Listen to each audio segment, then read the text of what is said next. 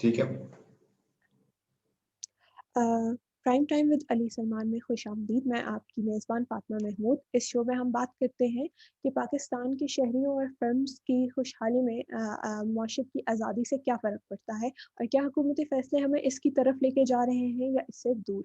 آج کا ہمارا موضوع ہے کہ کھانے پینے کی اشیاء، فوڈ انفلیشن، جن کی پرائسز بڑھتی جا رہی ہیں، ان کو کاؤنٹر کرنے کے لیے حکومت نے ایک آرڈیننس تیار کیا ہے جس میں صوبائی فیصلہ جو خوراک کی اشیاء کی پرائسز کا فیصلہ جو ہے وہ صوبوں سے لے کے وفاق کے اختیار میں دے دیا گیا ہے. ان کی ڈفرینٹ کمیٹیز ہوں گی، management committee, executive committee. Management committee میں ہر صوبے کے چیف منسٹرز ہوں گے اور اس کو چیئر کریں گے ہمارے پرائم منسٹر عمران خان. علی سلمان، آپ پلیز ہمیں گائیڈ کریں کہ یہ کس طرح کا فیصلہ ہے اور آگے جاتے ہوئے ہماری معاشرت کو اس سے کیا فرق ہے؟ جی فاطمہ، میری نقطہ نظر میں یہ فیصلہ ایک منفی ڈیولپمنٹ ہے پاکستان کی معیشت کے لیے، پاکستان کے پروڈیوسرز کے لیے اور پاکستان کے صارفین کے لیے بھی. اس میں جب بھی ہم نے دیکھا ہے ہسٹری میں کہ پرائس کنٹرول کو اگر ہم صرف انتظامی حوالے سے حل کرنے کی کوشش کریں گے تو اس میں اندر ناکامی ہوگی. اور اس کی جو بہت ہمارے سامنے مثالیں موجود ہیں. کچھ سال پہلے آپ کو یاد ہوگا کہ شوگر کی پرائس کو کنٹرول کرنے کے لیے عدالت نے کچھ فیصلے کیے، اس کے نتیجے میں شوگر مارکیٹ سے غائب ہو گئی. بہت سی ایسی کموڈیٹیز ہیں ابھی بھی جس میں گورنمنٹ کی بہت زیادہ انوالومنٹ ہے، جس میں ویٹ ہے، شوگر ہے. اور آپ دیکھیں گے کہ جن فوڈ آئٹمس کے اندر حکومت کی مداخلت زیادہ ہے اس کے اندر ہمیں شارٹیجز اور اس کے اندر ہمیں قیمتوں کے اندر ایک بہت زیادہ اتار چڑھاؤ ملے گا. اور جہاں پر حکومت کی مداخلت کم ہے سپلائی چین کے اندر اور پرائسز کے اندر، وہاں ہمیں نسبتاً پرائسز جو ہیں وہ بہتر ملتی ہیں اور ان میں استحکام نظر آتا ہے. جیسے چاول کی فصل ہے، اس میں حکومت کی مداخلت بہت کم ہوتی ہے، یا ایٹ لیسٹ براہ راست مداخلت بہت کم ہوتی ہے. یہ جو حکومت نے فیصلہ کیا ہے کہ یہ اس کو ایک آرڈیننس کے ذریعے اور ایک انتظامی کمیشن کے ذریعے اس کو حل کرنے کی کوشش کرے، یہ ایک ناقص فیصلہ ہے. اس سے ظاہر ہوتا ہے کہ حکومت کے پاس جو سپلائی اینڈ ڈیمانڈ کے بیسک فنکشنز ہیں وہ ان کو سمجھنے سے اس وقت قاصر ہے. یہ بالکل بات درست ہے کہ پچھلے ایک سال کے اندر فوڈ پرائسز میں اضافہ ہوا ہے اور اس کی وجہ کچھ شارٹیجز رہیں، کچھ فصلوں کا مسئلہ رہا، اور اس کے علاوہ ہم نے جو اپنی خود ایک طرح سے پاؤں پر کلہاڑی ماری ہے ٹریڈ ود انڈیا کو بند کر کے. اس میں ہمیں سبزیوں کی درآمد سے ہمیں بڑا ایک ریلیف ملتا تھا ہمارے کنزیومر کو، جس سے ہمیں ایک پورے سال میں ایک اسٹیبلٹی رہتی تھی. پچھلے 2 سال سے وہ تجارت نہ ہونے کے برابر ہے. اس کے علاوہ جو ہم نے جب بھی ہم اس طرح کے میجرز لے کے آتے ہیں تو جو پروڈیوسرز ہیں اور جو ڈسٹریبیوٹرز ہیں ان کو یہ میسج جاتا ہے کہ ہمارے پاس اب کام کرنے کی گنجائش یا جو پروفٹ انسینٹیو ہے وہ کم ہو گیا ہے، اس کی وجہ سے وہ اپنی مارکیٹ میں ایکٹیویٹی کو بھی کم کر دیں گے. تو الٹیمیٹلی یہ ہوگا کہ یہ سٹیپس فوڈ شارٹیجز کی طرف لے کے جائیں گے.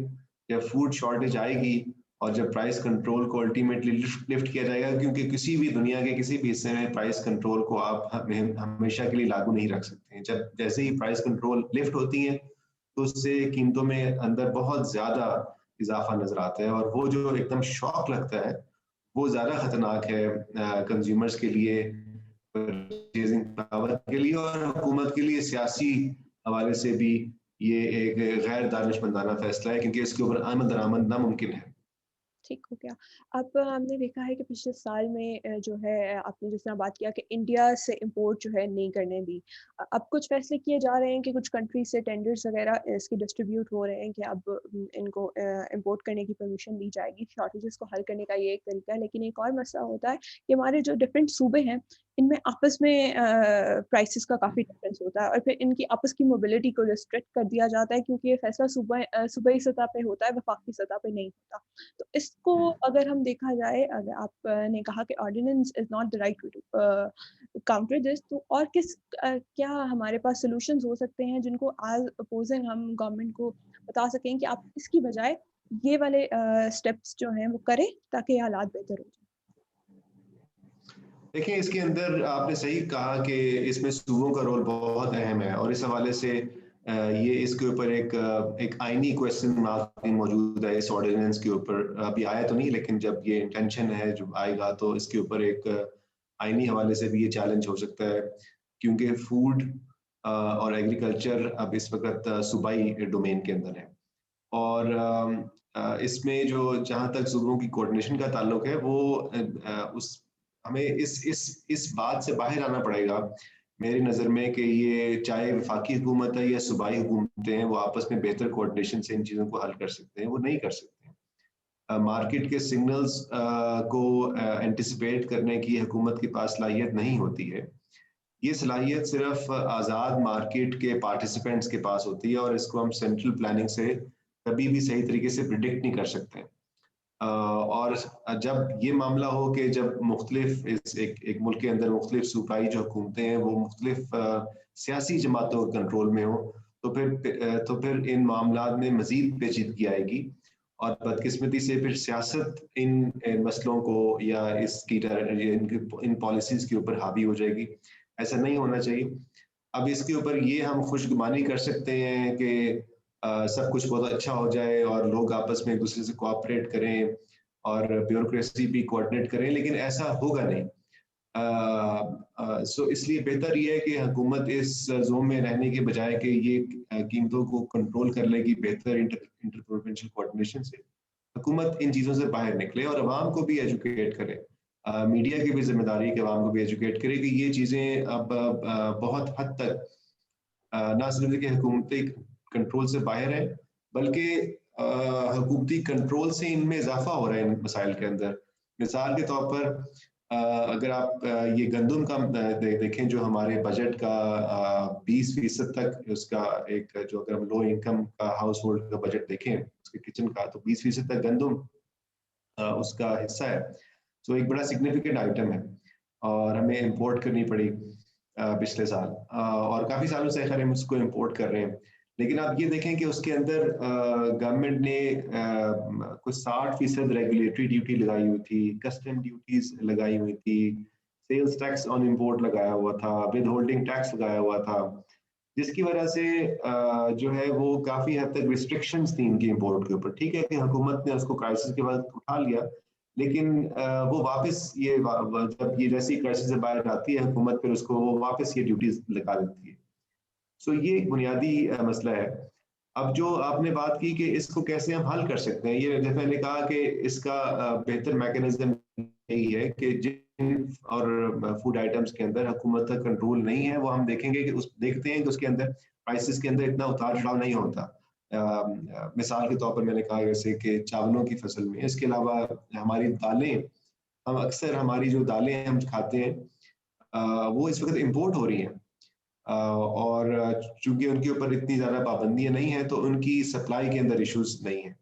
اور اگر ہم اس کو مزید اوپن کریں تو میرا خیال ہے کہ ہماری سپلائی سائڈ بہتر ہونے کی وجہ سے قیمتوں میں استحکام آئے گا. حکومت یہ بھی کر سکتی ہے اور وہ کرتی ہے، جیسے یوٹیلیٹی اسٹور کارپوریشن کے ذریعے وہ پروکیورمنٹ کرتی ہے اور وہ سستے داموں چیزوں کو بیچتی ہے.